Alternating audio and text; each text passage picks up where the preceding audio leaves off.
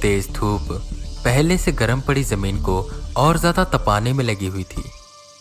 जून का महीना ऐसा ही होता है जहां गर्मी अपने चरम पर होती है और दोपहर के वक्त जानवर तो दूर कीड़े तक छांव की ओट ढूंढते हैं।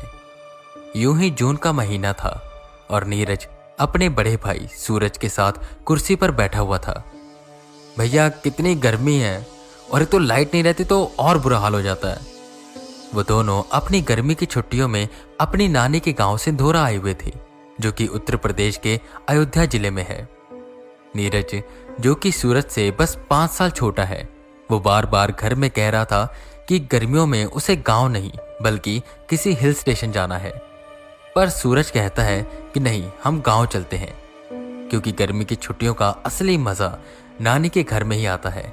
वहां कजन्स के साथ खेलना, रात को भूतों की कहानियां सुनना जो कि नानी सुनाती हैं और फिर उनसे डर कर सो जाना। सूरज को यही अच्छा लगता था और उसे पता था कि नीरज को भी ये अच्छा लगेगा, पर उसका हाल उल्टा था। उसे ये सब बोरिंग लग रहा था। गर्मी बहुत ज्यादा थी, ऊपर से लाइट नहीं थी। वो बस छांव तले बैठे एक किताब से खुद को हवा कर रहे थे। उसी वक्त उनके मामा का बड़ा लड़का अनुज वहां आता है।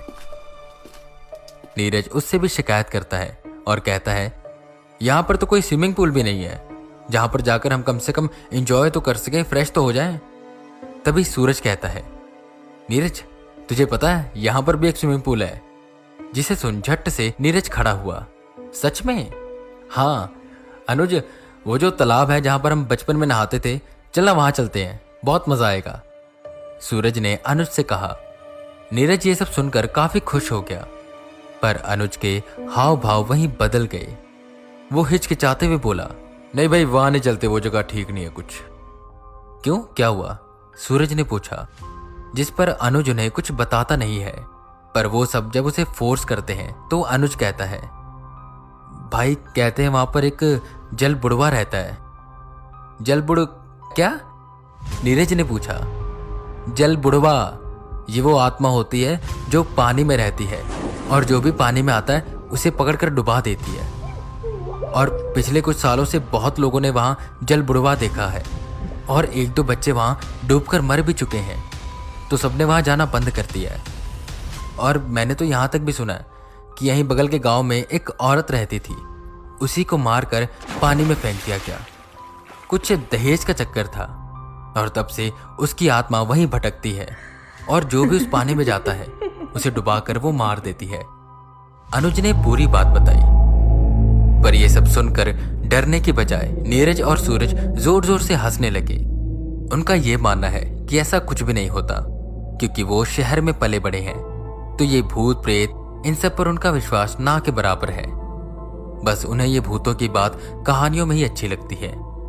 पर अनुज उन्हें काफी समझाता है। वो समझने को राजी नहीं हो रहे थे और वो कह रहे थे कि तुझे चलना है तो चल, वरना हम तो जा रहे हैं। जिस पर थक हार कर अनुज उनके साथ चलने को तैयार हो गया, पर वो इस शर्त पर मानता है कि हम पानी के बिल्कुल बीचों बीच नहीं जाएंगे, बस किनारे पर रहेंगे।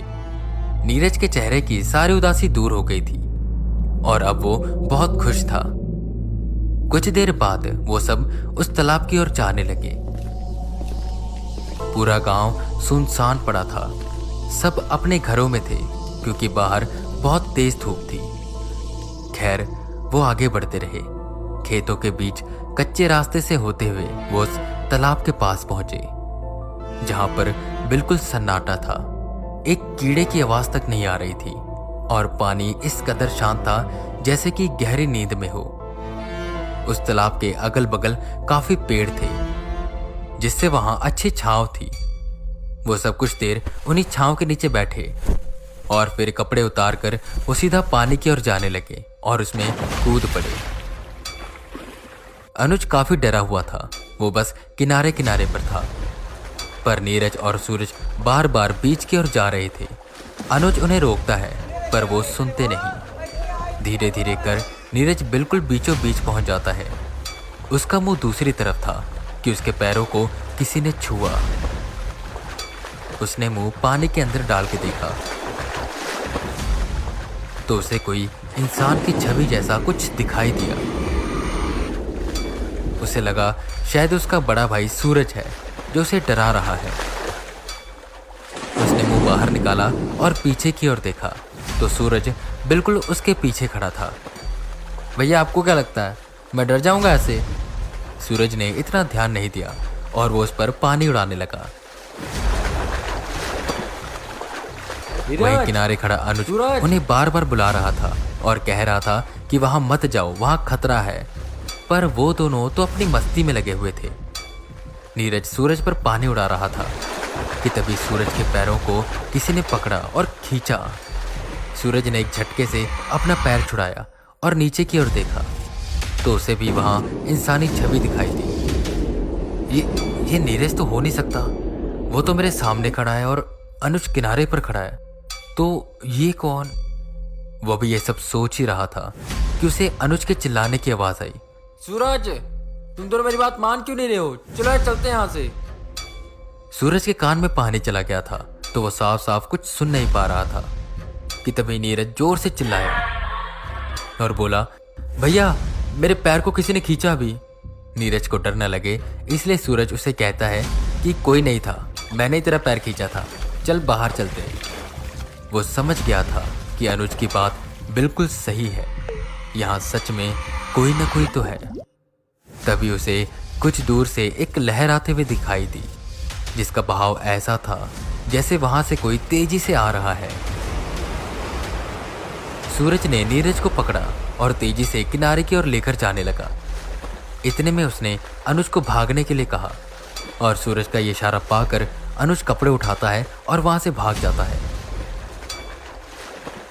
वहीं सूरज नीरज को लेकर किनारे पर पहुंचता है और जैसे ही वो नीरज की ओर देखता है तो उसके दिल की धड़कन तेज हो जाती है। एक डर साफ साफ नीरज सूरज की आंखों में देख पा रहा था। सूरज की आंखें एक टक नीरज के पीछे की ओर देख रही थी। नीरज ने पलटकर देखने की कोशिश की तो सूरज ने उसे रोका और अपनी ओर खींचा। सीधा उसे उठाकर फिर वो भागने लगा। पर वहीं जब सूरज ने उसे खींचा तो नीरज को अपने गर्दन पर एक गर्म हवा का एहसास हुआ। वो पलटना चाहता था और देखना चाहता था कि उसके पीछे कौन था, पर सूरज उसे बस सीधा लेके भागता रहा। कुछ दूर जाने के बाद वो अपने मामा के आम के बगीचे में पहुंचा तो वहीं अनुज भी खड़ा था। मैंने तुम दोनों को पहले ही कहा था वहां मत जाओ, वहां कुछ है, पर तुम मेरी बात मानते ही नहीं हो। देखा, अभी ले जाता ना जल बुढ़ा तुम दोनों को। सूरज बस वहीं खड़ा हाँफ रहा था। तभी नीरज ने उससे पूछा, भैया आपने मेरे पीछे क्या देखा जो आप इतना डर गए? बिखरी सांसें बटोर सूरज बोला, वो मैं तुम्हें नहीं बता सकता। नीरज जिद करने लगा और उससे पूछने लगा कि मुझे बताओ, वहां पर आपने क्या देखा? ऐसा क्या था जिसे देखकर आप इतना डर गए? और मुझे मेरी गर्दन पर भी एक गर्म हवा महसूस हुई थी और मुझे ऐसा लग रहा था जैसे मेरे पीछे कोई खड़ा है। भैया मुझे जानना है, मुझे बताओ। थक कर सूरज उसे बताता है। जब वो नीरज को किनारे पर लेकर पहुंचा और उसने पलट कर देखा तो नीरज के ठीक पीछे एक औरत खड़ी थी। अब वो औरत थी या कुछ और मैं नहीं जानता, पर उसके बाल बहुत लंबे थे और उसकी आंखों से लगातार पानी गिरता जा रहा था। कुछ बाल उसके चेहरे पर चिपके हुए थे और उसके नाखून बहुत ज्यादा लंबे थे। वो नीरज को पकड़ने ही वाली थी कि मैंने नीरज को खींचा और उठाकर भागने लगा। ये सुन नीरज भी डर से कांपने लगा और सोचने लगा कि अगर सूरज ने उसे पकड़कर खींचा ना होता तो उसके साथ क्या होता। वो जल बुढ़वा शायद उसे पकड़कर ले जाती और उसे डुबाकर मार देती, पर सबने भगवान का शुक्रिया अदा किया। वो किसी न किसी तरह उससे बच गए और उसके बाद से कभी भी वो उस तालाब के पास नहीं भटके। हालांकि शाम को औरतें वहां पानी भरने जाती है, पर बस किनारे से पानी भरकर चली जाती हैं। उस तालाब की ओर कोई पलटकर भी नहीं देखता, क्योंकि वो जल बुढ़वा अभी भी पानी के अंदर से सबको देखता है और इंतजार करता है कि कब कोई पानी में आए जिसे वो डुबा सके।